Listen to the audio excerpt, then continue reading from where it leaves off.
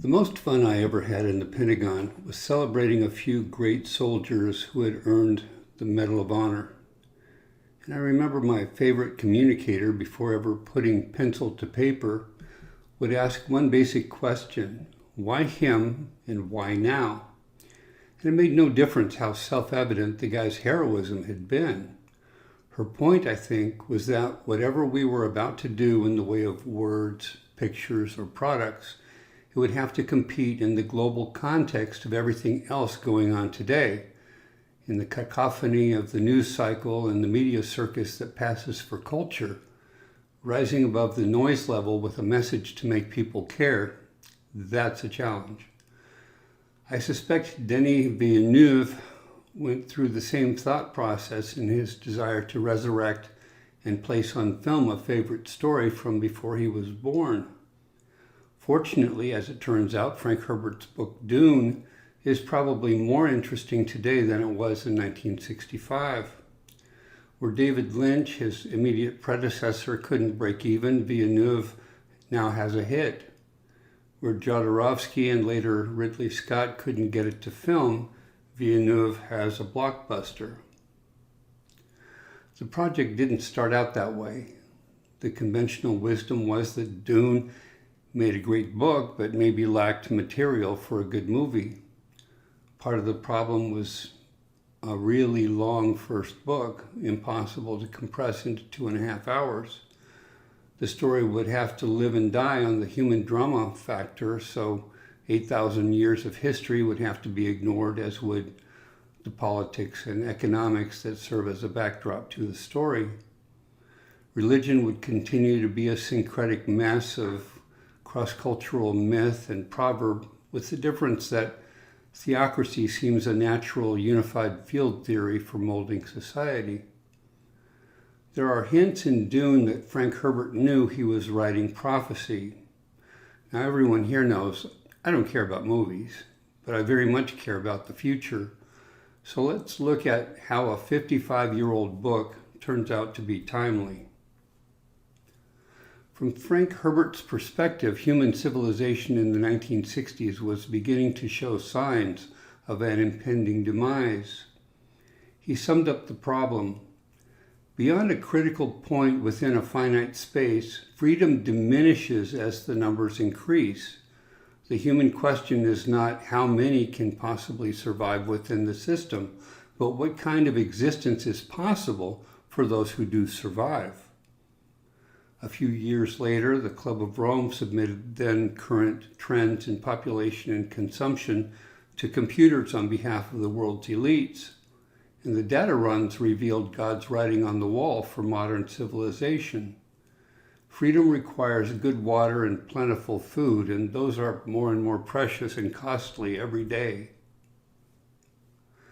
2 centuries before Christ, Polybius was telling us that democracy is inherently corrupt, eventually supporting only the oligarchs in their oppression of everyone else, at which point mob rule strikes them down, then falls on itself, leaving the way open to start over with a new king. Many feel our destruction coming and aren't sure why. The world's equilibrium is hard broke, and Dems think shearing the bank accounts of billionaires might fix the problem. You think the world got interesting January 6th? Well, you ain't seen nothing like what's coming. In 1871, a former Confederate general in charge of the Masons and the KKK named Albert Pike was suggesting there is something of a universal law in need of a science of equilibrium, a balancing of forces, something his princes of the sublime secret needed to know. And it would take another century to invent the science, and they named it system dynamics, and it would spell many shades of our approaching doom based on available resources and mortality trends. Malthusian economics by chart became all the rage. Herbert must have been quite the reader. His idea that it's up to a wild population to conquer civilization goes back to a gentleman named Ibn Khaldun. 7 centuries after Muhammad, he was attempting to explain the rise of the Prophet and the future of Islam. Basically, his theory was that civilization will go corrupt every time and then must fall. And apparently Herbert saw us heading toward such a juncture. I suspect this year's Mexican invasion is just one more proof of the theory. The same year Herbert's book came out, there was an Italian industrialist named Aurelio Pecci pointing out the difficulties to the human predicament and the grave challenges we face on our way to a just distribution of resources, achieving peace, eliminating poverty, giving everyone health care. So with these goals in mind, he founded the Club of Rome, and it was quickly fitted into the think tank structures of the world's most powerful elites. Now, whether our planet's masters actually agree with any of those goals remains to be seen. If you ever read the Protocols of the Elders of Zion, you know a holy tyrant is the weapon of choice. A really spooky part of Dune is something Herbert called the Missionaria Protectiva, a legend propagated throughout the universe of a coming mother and child who would stand as saviors for the people when it is time to overthrow oppression. In light of humanity's extraterrestrial past, perhaps such preparation by the Anunnaki of Sumer had something to do with 16 saviors humanity has seen with nearly identical biographies. And how will the next iteration of that be different? Like some of Europe's royalty past and present, the evil Baron Harkonnen had a thing for blood and gold. He soaks in them like a pope, he revels in them.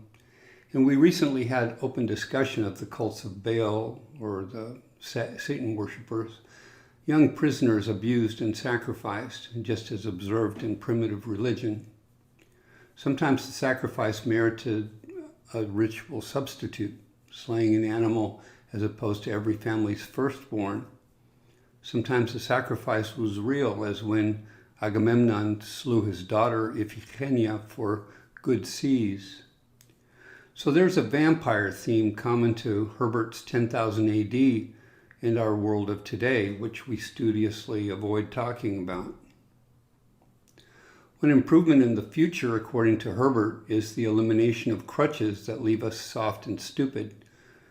For the Muslim, anything attempting to be a facsimile of life is a return to the age of ignorance when the Kaaba was full of stone gods.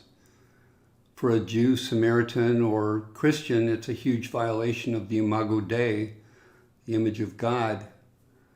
On the other hand, one modern trend about to get worse is the relationship between recombinant DNA research and eugenics. It seems there has always been some idiot in the crowd claiming to be two-thirds a god and wanting to cobble together his own master race. So watch conversations about designer babies as the logical next step to our genealogy testing. Arguably, humanity has a few time bombs ready to go off in our DNA. This century we will have a pruning of the species due to conflagration, flood, and subsequent ice age. We will have mutagenics due to a multitude of nuclear reactors we have no time to dismantle prior to flood, superflare, and EMP. Jesus must have been a geneticist in one of his earlier lives.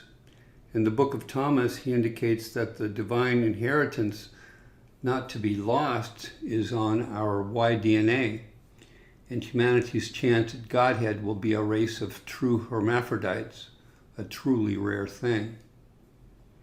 I have a friend who says when Crowley was auto-writing the Alvel Legis, he left genetic notes in the margins.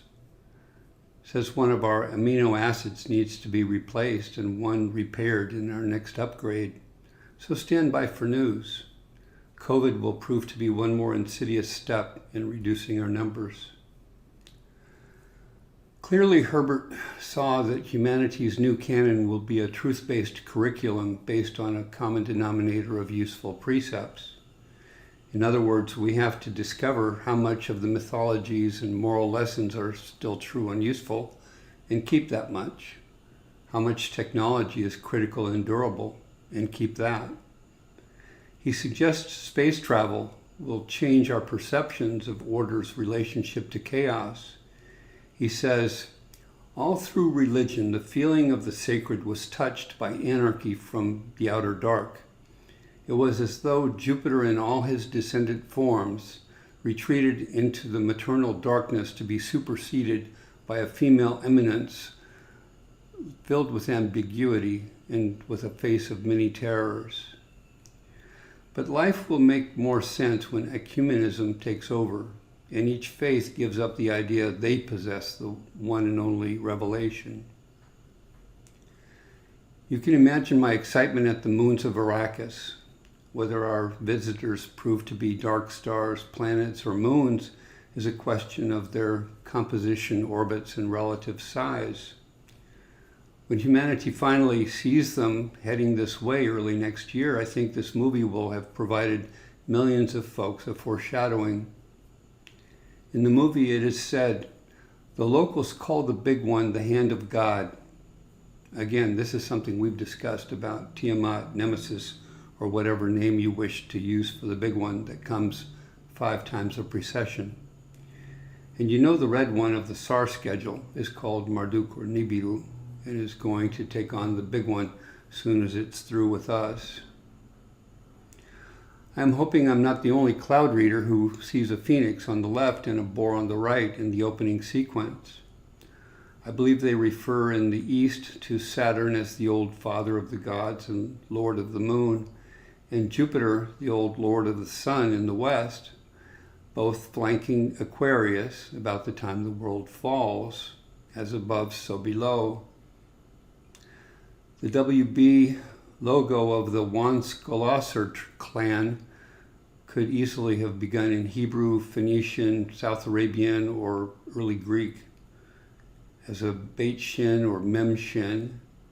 So between those letters, which do you believe represents the sun and which the mother? Brings to mind symbols in places like Beit Shean or Beit Shearim. This courtship or war between Bull of Heaven and his lioness, between raven and serpent, El and Asherah, Ea and Marduk. Herbert says of prophecy, it's one thing to see the past occupying the present, but the true test of prescience is to see the past in the future. In the end, Frank Herbert was our planetary ecologist, trying to give us a clue about the forces always arrayed against us. The alter ego of Layat Keynes, who gives his Fremen a vision of the paradise their planet could become. He tries to do the same for us. Here's a quote. There's an internally recognized beauty of motion and balance on any man-healthy planet. You see in this beauty a dynamic, stabilizing effect essential to all life. Its aim is simple, to maintain and produce coordinated patterns of greater and greater diversity. Life improves the closed system's capacity to sustain life. Life, all life, is in the service of life. Necessary nutrients are made available to life in greater and greater richness as the diversity of life increases. The entire landscape comes alive, filled with relationships and relationships within relationships. He wasn't sure if he was ultimately dealing with the thoughts of his hero or the divine essence itself, but he thought it might serve within a new religion of humanity. He said, when law and religious duty are one, your selfdom encloses the universe. Shema bless you and keep you. Take care.